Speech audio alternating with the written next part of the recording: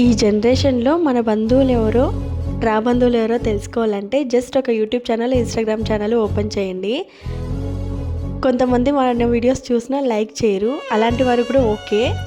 మనకు ఫాలోవర్స్ పెరుగుతున్నప్పుడు ఫాలో చేసుకొని మళ్ళీ అన్సబ్స్క్రైబ్ చేసుకుంటారు చూడండి, అలాంటి వాళ్ళని మాత్రం అస్సలు నమ్మకండి. నాకు అలాంటి ఎక్స్పీరియన్స్ జరిగింది.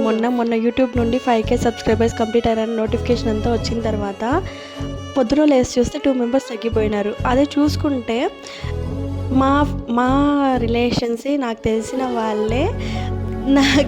వాళ్ళే అన్సబ్స్క్రైబ్ చేసుకున్నారు. 5K చూసేసి అసలు ఎందుకు అంత కడుపుమంటే నాకు అర్థం కాలేదు.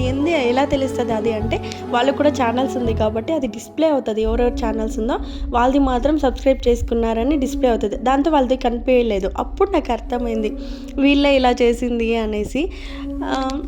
ఎందుకంటే మన ఛానల్ గ్రో కాకూడదు అనుకుంటున్నారు వాళ్ళు. అందుకే చెప్పేది, బయట వాళ్ళన్నా నమ్మొచ్చు కానీ మన వాళ్ళని నమ్మకూడదు అనేసి.